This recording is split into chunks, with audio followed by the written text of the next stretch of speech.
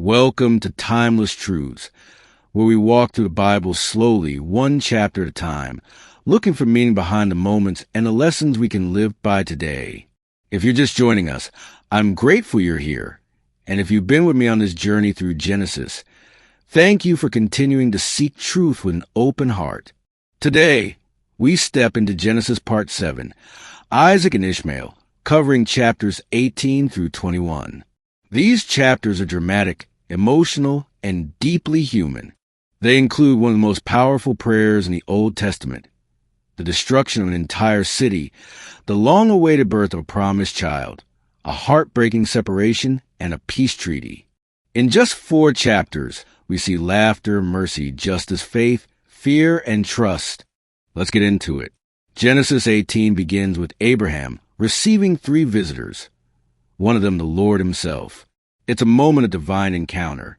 Abraham served them a meal, and during their time together, God reiterates his promise. Sarah will have a son. Listening from the tent, Sarah laughs. At her age, the idea seems impossible.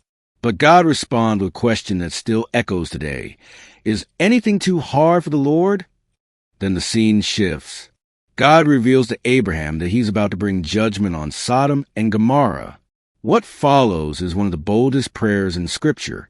Abraham pleads to the cities, asking if God will spare them for the sake of 50, then 45, then 30, all the way down to 10 righteous people. It's not just a plea for mercy. It's a picture of a heart aligned with God's justice and compassion. In Genesis 19, we see the tragedy unfold. 2 angels arrive in Sodom. Lot welcomes them, but the city's wickedness is immediately clear.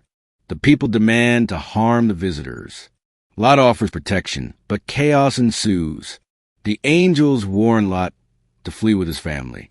As the city is destroyed, Lot's wife looks back and becomes a pillar of salt. It's a sobering reminder that attachment to a broken past can keep us from stepping into God's deliverance. In Genesis 20, Abraham repeats an old mistake. He tells King Abimelech that Sarah is his sister. Though Abraham is spared again, the incident reminds us that even great people of faith can repeat patterns of fear. Then finally, in Genesis 21, the long-awaited promise is fulfilled. Isaac is born. There's joy, laughter, and fulfillment of a decades-long promise. But alongside joy, there's tension. Hagar and Ishmael are sent away after conflict arises between Sarah and Hagar. It's heartbreaking, but God assures Abraham that Ishmael will also become a great nation, and he provides for Hagar and her son in the wilderness. The chapter closes with Abraham and Abimelech making a treaty, bringing peace to their land. Key takeaways from Genesis 18 to 21. God's timing might feel slow, but his promises never fail. Mercy and justice are both part of God's nature. Looking back can keep us from moving forward. God hears the cries of the outcast and still provides. Faith isn't about perfection. It's about trust, even in tension. Let's connect this story to our lives today. First, Sarah laughed. Sometimes, when the promise seems too delayed or too impossible, we do the same. We laugh inwardly, not out of joy, but out of disbelief. Maybe you've waited years for something, healing a child, clarity, reconciliation. When the wait is long, it's easy to doubt.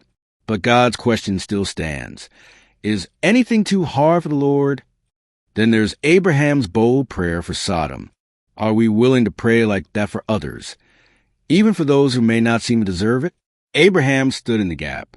Today, that might look like praying for someone who's hurt us, pleading for mercy over a broken culture, or interceding for someone who's lost their way.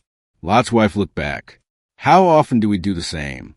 When God calls us out of something, whether it's in old habits, unhealthy relationships, it's tempting to turn around and look at what we're leaving behind.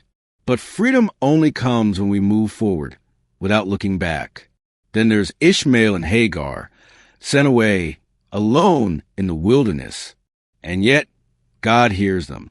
He provides water, comfort, and a future. Maybe you felt pushed out, forgotten, or on the edge of survival. This part of the story says, God sees you. God hears you. and he still has a plan for you. Finally, we see Abraham and Abimelech making peace. In a world full of division and conflict, it's a reminder that people of faith should be people of peace, building bridges, making things right, and showing that God's promises lead to restoration, not just personal gain. Now I want to hear from you. Have you ever had a moment like Sarah, where you laugh in doubt, but later laugh with joy? Have you felt like Hagar, pushed away, but somehow sustained by grace? Or maybe you're in a season where God is calling you forward, and you're tempted to look back. Drop your reflections in the comments. Let's keep encouraging one another to walk in faith, even when the story takes unexpected turns. Thank you for walking with me through this powerful section of Genesis. These chapters show us so many sides of God, His mercy, justice, faithfulness, and provision. And they show us that even the most faithful people still wrestle with fear, waiting, and mistakes. If this message gave you something to think about or helped you connect with Scripture in a deeper way, take a moment to like the video, subscribe to the channel, and share it with someone who might need it. Here at Timeless Truths, we keep things real, simple, and centered on the Word, and there's always something more to discover. And remember this, God keeps His promises. He hears the outcast. He invites intercession, and He leads us forward, even when it's hard to let go of the past. Thanks again for being here.